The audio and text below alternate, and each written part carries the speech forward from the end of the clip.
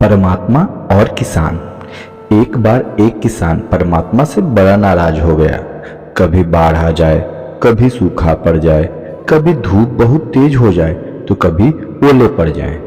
हर बार कुछ न कुछ कारण से उसकी फसल थोड़ी खराब हो जाए।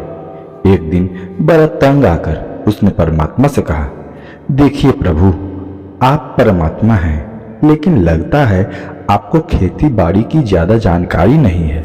एक प्रार्थना है कि एक साल मुझे मौका दीजिए, जैसा मैं चाहूं वैसा मौसम हो, फिर आप देखना मैं कैसे अन्न के भंडार भर दूंगा। परमात्मा मुस्कुराए और कहा, ठीक है, जैसा तुम कहोगे वैसा ही मौसम दूंगा, मैं दखल नहीं करूंगा। किसान ने गेहूं की फसल बोई।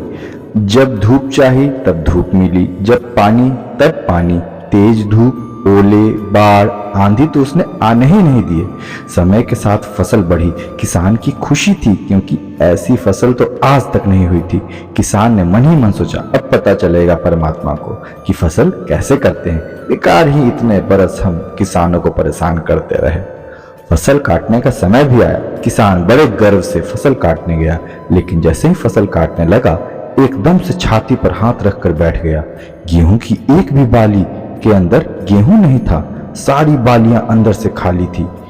बड़ा दुखी होकर उसने परमात्मा से कहा, प्रभु ये क्या हुआ? तब परमात्मा बोले, ये तो होना ही था।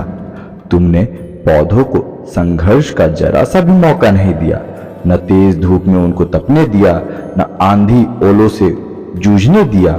उनको किसी प्रकार की चुनौती का एहसास जरा भी नहीं होने दिया। इसलिए सब पौधे खोखले रह गए।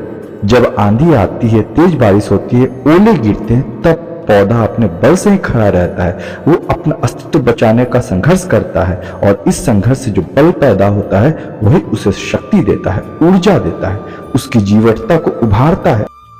सोने को भी कुंदन बनने के लिए आग में तपने, हथौड़ी से पीटने, गलने जैसी चुनौतियों से गुजरना पड़ता है, तभी उसकी स्वर्णिम आभा उभरती है, उसे अनमोल बनाती है।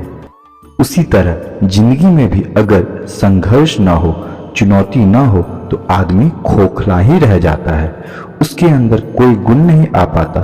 ये चुनौतियां ही हैं जो आदमी रूपी तलवार को धार देती हैं, उसे सशक्त और प्रखर बनाती हैं। अगर प्रतिभाशाली बनना है तो चुनौतियां तो स्वीकार करनी ही पड़ेगी, अन्यथा हम खोखले ही रह जाएंगे। अगर जिंदगी में प्रखर बनना है, प्रतिभाशाली बनना है तो संघर्ष और चुनौतियों का सामना तो करना ही पड़ेगा। यही जीवन का सत्य है और आज की कहानी की सीख भी। ऐसी ही प्रेरणाप्रद कहानियों के लिए इस चैनल को सब्सक्राइब करें और यदि ये कहानी पसंद आए तो लाइक करें और शेयर भी कीजिए। धन्यवाद। मिलते हैं अगली कहानी में।